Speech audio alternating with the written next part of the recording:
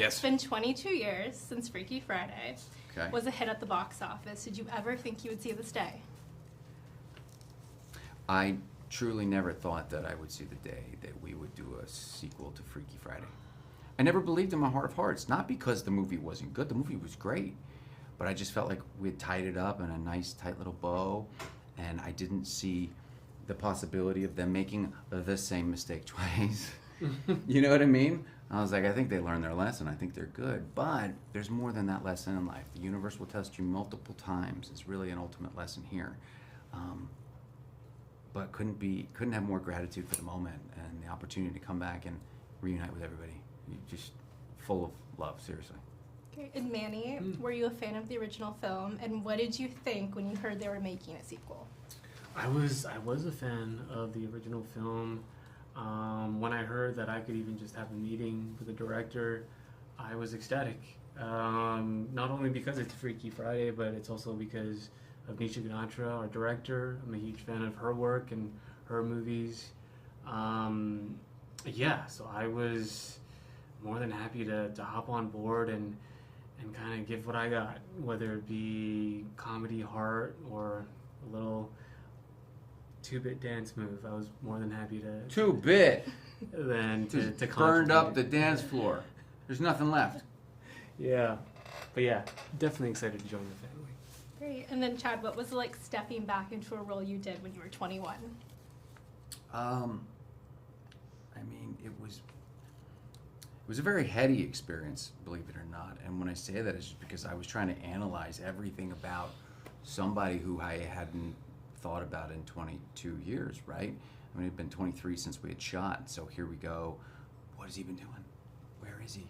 I got to reevaluate where he would have gone, what he would have done, and we had to try to build out what was there, because this is such a complex film.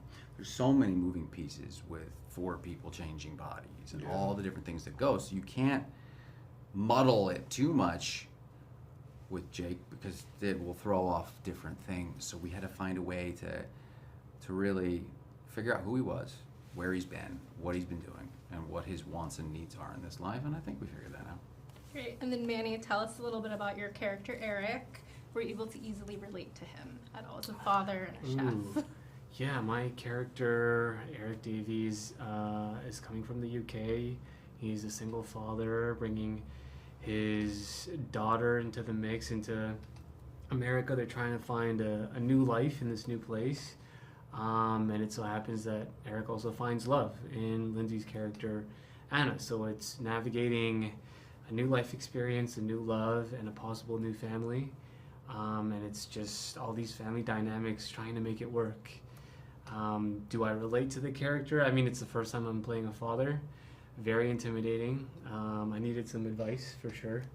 But it definitely gave me a glimpse as to what that could feel like, and I'd say I'm looking forward to it. Yeah, if that ever comes along. Yeah. Okay, this is for both of you to answer. So what is it about the story that still resonates with audiences? I think the thing about Freaky Friday that resonates most with audiences is that it's really grounded. Yeah, okay, it's a body swap movie. We get that, okay? But outside of that, it's a grounded story about family. And whether dysfunctional or not, we all come from one, period. Okay? And so you grow up and you experience good, bad, or mundane, whatever that may be. And there's a character in this movie for everyone. You can identify with a situation, scenario, or an individual in the movie and say, oh, that feels like me. And if you're not on any of those fronts feeling like there's a piece of you, then you're still laughing your butt off at the insanity and the hilarity that's ensuing. So it's just, it feels good. And you can have it on the background, you can have it in the house, filling your house with joy. It's just a dang good movie. Yeah, it kind of stands up for itself, regardless of whether or not it was a sequel. It's just a good, solid story. Okay, great. Last question is, both films are shot in Los Angeles. Why is that so important to the story? Oh, it's like the other character in the movie. Mm-hmm. Yeah, I don't think you can really have that same feeling without it being in LA. Yeah. I would say that I took for granted when I first moved here. I was in Gilmore Girls, did Freaky Friday, I did Cinderella Story. They were all here. They were all here in Los Angeles. And I remember it was distinctly shooting at Pali High, shooting Freaky Friday, and walking around and shooting on that campus.